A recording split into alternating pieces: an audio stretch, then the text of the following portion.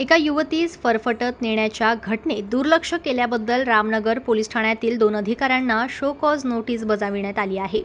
Police अधीक्षक अनुराग जैन हे म्हणाले की कनिष्ठ पातळीवर ही विचारणा झाली असून पोलीस अधीक्षक कार्यालय पातळीवर नंतर दखल घेतल्या जाणार आहे.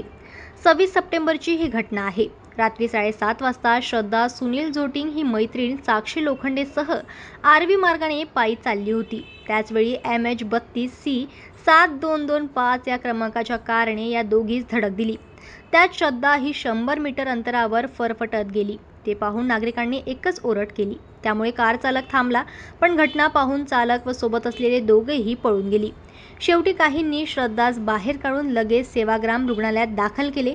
या घटनेची चांगलीच चर्चा झाली आहे. मात्र आरोपीस अटक किंवा कोणतीही कारवाई होत नसल्याचे दिसून आल्यावर संताप व्यक्त होऊ लागला. रामनगर पोलिसांवर आरोप होत गेले. शेवटी घटनेस 6 दिवस उलटल्यावर रामनगर पोलिसांनी गुन्हा दाखल केला आहे. तसेच शुक्रवारी सदोष मनुष्यवधाचा प्रयत्न केल्याचा अन्य गुन्हा दाखल केला आहे.